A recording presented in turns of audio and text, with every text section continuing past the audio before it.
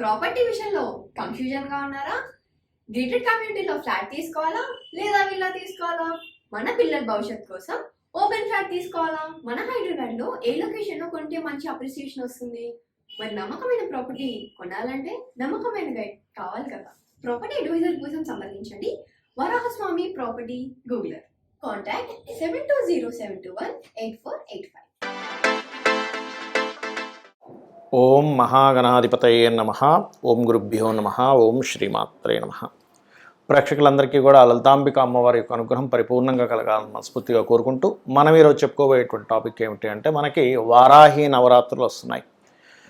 వారాహి నవరాత్రుల్లో ఏ రాశి వారు, ఏ లగ్నం వారు, ముఖ్యంగా లగ్నం నుంచి తీసుకోండి, ఏ లగ్నం వారు అమ్మవారిని ఏ రకంగా పూజిస్తే అమ్మవారి యొక్క అనుగ్రహం కలగడం ద్వారా ఎటువంటి ఫలితాలు కలుగుతాయి. అలా కాకుండా ఇప్పుడు నాకు రాశి నక్షత్రం ఏమీ తెలియదండి, తెలియనటువంటి వారు అసలు వారాహి అమ్మవారిని ఏ రకంగా పూజించాలి. వీడియో ఆఖరి వరకు చూడండి. అసలు వారాహి అమ్మవారిని పూజించడం వల్ల కలిగేటువంటి ఫలితాలు ఏమిటి, అసలు పూజించవచ్చా పూజించకూడదా, ఏ సమయంలో పూజించాలి, ఏ సమస్య ఉన్నటువంటి వారు ఏ రకమైనటువంటి నైవేద్యం పెట్టాలనేటువంటి విషయాలన్నీ కూడా నేను మీకు చెప్తాను. సింహలగ్నము, సింహరాశి, సింహం వారికి కనుక చూసుకున్నట్లయితే మీరు ఈ యొక్క నవరాత్రుల్లో అమ్మవారిని పసుపు లేదా గంధముతో అర్చించండి. మీ యొక్క పూర్వజన్మ కర్మ తొలగుతుంది. అదేవిధంగా పసుపు రంగు పుష్పాలతో కూడా అర్చించవచ్చు. ముఖ్యంగా మీరు మామిడి పండు కానీ లేకపోతే అరటిపళ్ళు కానీ నైవేద్యంగా పెట్టండి. మరియు దీంతోపాటు మీరు అమ్మవారి యొక్క నామాలతో పాటు దత్తాత్రేయుడి యొక్క నామస్మరణ కూడా చేయండి. ఎప్పుడు కూడా ఒక దేవతా ఆరాధన చేసేటప్పుడు మనకి ఇష్టదైవం కానివ్వండి, లేకపోతే మన జన్మజాతకంలో ఏ గ్రహం అయితే యాక్టివ్ అయితే మనకు రుణరోగ శత్రువులు తగ్గుతాయో ఆ యొక్క గ్రహ అధిష్టాన దేవతను కూడా చేసినట్లయితే ఖచ్చితంగా బాగుంటుంది. నాకు అన్ని స్తోత్రాలు తెలియవండి, దత్తాత్రేయుడిది ఎలా చేయాలో అని అనుకునేటువంటి వారు సింపుల్గా ఓం జయ గురుదత్త శ్రీ గురుదత్త అనుకోవచ్చు, లేదా దిగంబర దిగంబర శ్రీ పాదవల్లభ దిగంబర అనే నామస్మరణ చేసినా కూడా వరాహి అమ్మవారి స్తోత్రాలతో పాటు మీకు అది మంచి ఫలితాలను ఇస్తుంది. అదేవిధంగా మరొక విషయం ఏంటంటే, ఇక్కడ మీరు గోవులకి గోసేవ చేయాలి అనుకుంటే అరటికాయలు తినిపించండి. ఈ నవరాత్రులు కూడా, ఈ నవరాత్రులు ప్రధానంగా మీరు చేయవలసింది ఏమిటంటే, ఒకటి మీ యొక్క గురువుల్ని తలుచుకోవడం, మీ మంత్ర గురువు కావచ్చు, ఎవరైనా కావచ్చు, మీ యొక్క గురువుల్ని తలుచుకోవడం, మరియు అమ్మవారికి పసుపు వస్త్రం లాంటిది ఏదైనా సరే ఆ కలశం మీద పెట్టడం. కొంతమంది కలశం పెడుతూ ఉంటారు నవరాత్రుల్లో, పసుపు వస్త్రం పెడితే ఇంకా తొందరగా మీకు ఫలిస్తుంది. అదేవిధంగా మరొక విషయం ఏంటంటే, ఇక్కడ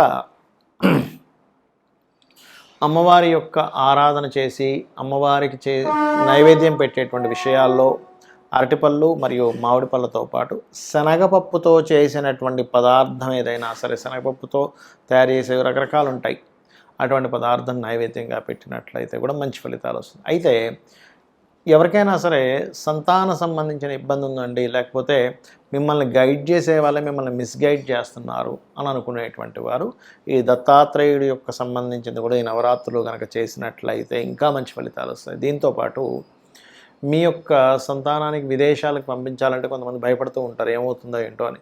ఈ సమయం అటువంటి భయాలు తొలగిపోయి, ఎందుకంటే ఒక్కోసారి ఏమవుతుంది, పిల్లవాళ్ళకి ఛాన్స్ వస్తుంది కానీ మీరు పంపించాలంటే అమ్మో అక్కడ ఎలా ఉందో పరిస్థితి, పంపించితే ఏమవుతుందో, ఎవరినైనా నమ్మాలంటే ఏమిటో అనేటువంటి భావన కలుగుతూ ఉంటుంది.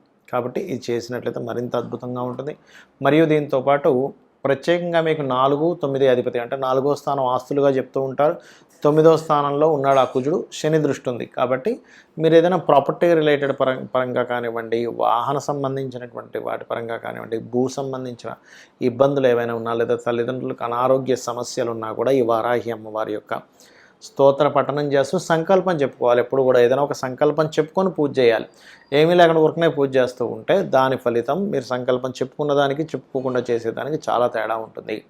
అయితే ఒకటే, మీరు చేసినటువంటి పూజా ఫలితాలను మరలా అమ్మవారికే వదిలేసేయండి. అప్పుడు ఏమవుతుందంటే అమ్మవారు ఇచ్చేటువంటి ఫలితం ఏదైతే ఉందో మీకు ఇబ్బంది కలగనటువంటి మంచి ఫలితం మీకు దక్కుతుంది.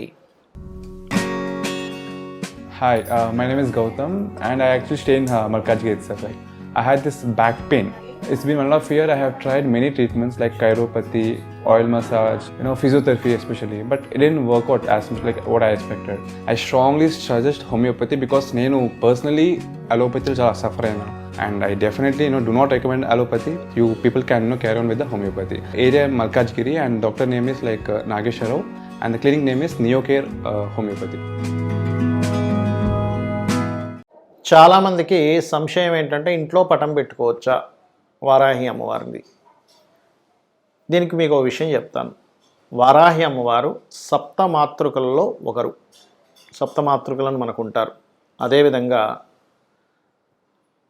మనకి వరాహి అమ్మవారు ఎవరైతే ఉన్నారో అది ఎవరికి సంబంధించింది అంటే వరాహస్వామి యొక్క శక్తి అనమాట. వారాహి అంటే ఎవరి జన్మజాతకంలో అయినా కుజుడు స్థితి బాగాలేదనుకోండి, అంటే మార్స్ బాగా పాడైపోయాడు, అప్పుడు ఏమవుతుంది? యాక్సిడెంట్స్ అవ్వడము, భూ సంబంధించిన వివాదాలు ఉండడము, లేదా అన్నదమ్ములతో గొడవలు ఉండడము, లేనట్లయితే శక్తిహీనతగా ఉండడము, లేదా బీపీ లెవెల్స్ బాగా పెరగడము, మరియు మీకు చిన్న చిన్న విషయాలకి గొడవలు అయిపోవడం, ఇంట్లో ప్రతిదీ కూడా కష్టతరంగా సాగుతూ ఉంది.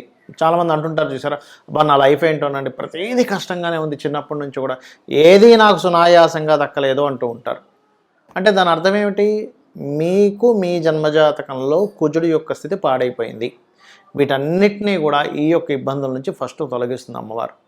ఒకటే గుర్తుపెట్టుకోండి, అమ్మవారి ఫోటో ఇంట్లో పెట్టుకోవాలా వద్దా అనేటువంటి సంశయం మొట్టమొదటిగా తీసేయండి. ఎందుకంటే మనలోనే సమస్త దేవతలు ఉంటారు. మనలో కంప్లీట్గా ఈశ్వరుడు దగ్గర నుంచి, విష్ణువు దగ్గర నుంచి, అమ్మవారి యొక్క ఏవైతే అవతారాలను అన్నీ కూడా మనలో ఉంటాయి. అన్ని శక్తులు మనలో ఉంటాయి. బ్రహ్మాండము పిండాండం అంటారు. ఇక్కడ మీరు అర్థం చేసుకోవాల్సింది ఏమిటంటే, మనము తెలియకుండానే చిన్న చిన్న దోషాలు చేస్తూ ఉంటాం ప్రతిరోజు కూడా. సూర్యోదయం అయిన తర్వాత మలమూత్ర విసర్జనలు చేయడం, అదేవిధంగా ఒక్కొక్కసారి సందర్భం లేకపోయినా సరే ఏదో ఒక మాట మాట్లాడడం, అబద్ధం చెప్పడం, ఇట్లాంటి ఇవన్నీ చాలా పెద్ద పెద్ద దోషాలు. అసలు అటువంటివన్నీ మనం మర్చిపోయి ఇంట్లో ఫోటో పెట్టుకోవచ్చా పెట్టుకోకూడదా, పూజించవచ్చా పూజించకూడదా అనేటువంటి పిచ్చి పిచ్చివన్నీ మనం ఆలోచిస్తూ ఉంటాం. కాబట్టి పొరపాటును కూడా మీరు అమ్మవారు అది అనే భావంతోనే చూడండి. కానీ ఇదొక, ఎందుకంటే లలిత అమ్మవారి దగ్గర వారాహి మరియు శ్యామల అమ్మవారు ఇద్దరూ ఉంటారు. ఈ యొక్క వారాహి అమ్మవారి పూజిస్తే ఎటువంటి ఫలితాలు కలుగుతాయి అంటే, ముఖ్యంగా స్థిరత్వం అనేటువంటిది పెరుగుతుంది. స్టెబిలిటీ అంటారు చూసారా. కొంతమంది అంటుంటారు, ఏమండి మా పిల్లవాళ్ళు ఎందుకో, మా అబ్బాయి లేదా మా అమ్మాయి కుదురుగా ఉండట్లేదండి. కుదురునిస్తుంది, కుదురునిచ్చేటువంటి అమ్మవారు వారాహి అమ్మవారు. అలాగే రెండవది ఏంటంటే, నేను ఉద్యోగంలో ఒక దగ్గర స్థిరంగా ఉండలేకపోతున్నానండి, మాటిమాటికి మారిపోవాల్సి వస్తుంది. అది ఎందుకు జరుగుతుంది? మీ జన్మజాతకంలో దశమ స్థానము అంటారు. అంటే వృత్తి స్థానాధిపతి కనుక చర రాశి సంబంధం కానీ చరగ్రహాలతో సంబంధం కానీ కలిగినప్పుడు ఏమవుతుంది? ఒక దగ్గర కుదురుగా ఉండలేరు. ఒక 6 నెలలు ఒక దగ్గర చేస్తే వెంటనే మానేసి మళ్ళీ ఇంకో దగ్గర షిఫ్ట్ అవ్వడం, లేకపోతే ప్లేస్లు మాటిమాటికి మారడం.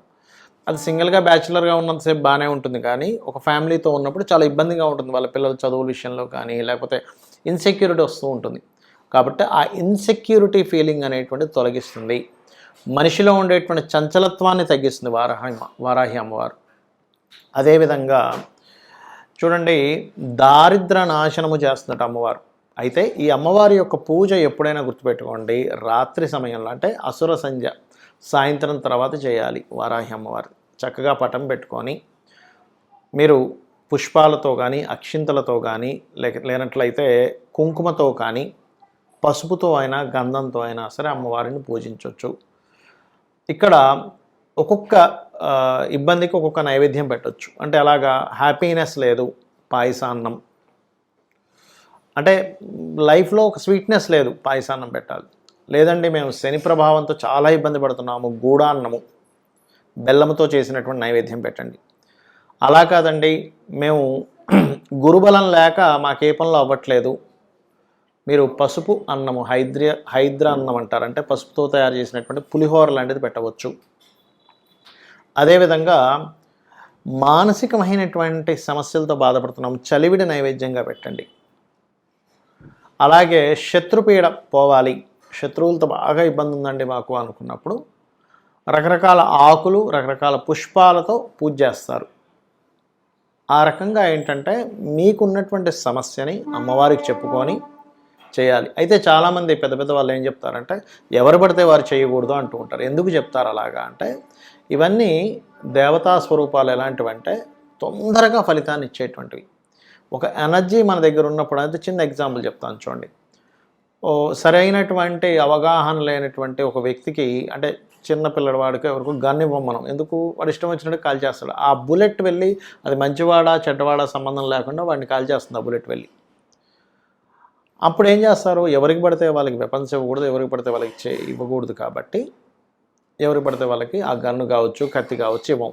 అలాగే ఈ యొక్క శక్తి దేవతల యొక్క ప్రభావం ఎలా ఉంటుందంటే, ఎవరైనా ఉపాసన చేసేటప్పుడు వాళ్ళల్లో గనక కామ క్రోధాది వికారాలు ఏవైతే ఉంటాయో వాటిని అదుపులో పెట్టుకునేటువంటి శక్తి లేనప్పుడు, ఎవరి మీదైనా వీళ్ళు కోప్పడ్డప్పుడు అది వాళ్ళకి మంచిది కాదు, ఉపాసన చేసే వాళ్ళకి కూడా మంచిది కాదు. అంటే ఇద్దరికీ దెబ్బ కొడుతుంది అది. అందుకని పూర్వం గురువులు ఏం చేసేవాళ్ళు అంటే, ఈ వ్యక్తిలో స్థిరత్వం ఉంది, మానసికంగా బాగా పరిపక్వత చెందారు, ఇతను ఎటువంటి కామక్రోధాది వికారాలకి లొంగడు అనుకునేటువంటి వ్యక్తికి మాత్రమే ఈ యొక్క వారాహి సంబంధించినటువంటి దానికి సంబంధించినటువంటి ఏదైతే మంత్ర సంబంధం ఉంటుందో ఆ మంత్రాన్ని ఇవ్వడం కానీ, బీజాక్షరాలతో ఇవ్వడం కానీ చేసేవారు. దాదాపుగా సంవత్సరం, 2 సంవత్సరాలు, 5 సంవత్సరాలు కూడా చేసేవారు. ఒక శిష్యుడిని పరిశీలన చేసి అప్పుడు ఇచ్చేవారు. అప్పటి వరకు ఇచ్చేవారు కాదు. ఇవాళ రేపు ఉండేటువంటి కాలంలో అందరికీ ఇచ్చేస్తున్నారు. అందుకని ఎవరు పడితే వారు చేయకూడదు అంటూ ఉంటారు. అంటే ఏమిటి? ఒక వ్యక్తికి ఒక వెపన్ ఇచ్చినట్టే వారాహి చేసుకుంటున్నారంటే. మీరు ఏదో అనవసరమైనటువంటి కోపాలతో, ద్వేషాలతో ఇంకోళ్ళ మీద చేసినప్పుడు అది వాళ్ళకి మంచిది కాదు, చేసే వాళ్ళకి మంచిది కాదు. కాబట్టి ఒకటే గుర్తుపెట్టండి, వారాహి చేయాలి అని అనుకున్నప్పుడు మీరు విశ్వంలో భగవంతుణ్ణి పూజించడం తప్పితే మరొకటి లేదు. అనవసరమైన కామములు, అనవసరమైన క్రోధములు, అనవసరమైనటువంటి విద్వేషాలకి నేను గురవ్వకూడదు. ఇలా ఉన్నట్లయితే నేను చేసేటువంటి ఉపాసన ఏదైతే ఉందో వారాహి ఉపాసన నాతో పాటు వంశానికి కూడా ఇబ్బంది ఇస్తుంది. కాబట్టి నేను ఇటువంటి వేటికి నేను గురి అవ్వకుండా ప్రశాంతంగా నేను అమ్మవారి సాధన చేయడం కోసమే నా యొక్క జీవితాన్ని ఉంది అనేటువంటి భావనతో వారాహి చేయండి. ఆటోమేటిక్గా ఏమవుతుందంటే మీ వంశాభివృద్ధి జరుగుతుంది, మిమ్మల్ని మీరు ఉద్ధరించుకోగలుగుతారు. మీరు ఏదైతే సంకల్పం అనుకుంటారో, మీరు ధర్మబద్ధంగా మీరు ఏదైతే అనుకుంటారో అది ఖచ్చితంగా అమ్మవారు ఇస్తుంది మీకు. శ్రీమాత్రే.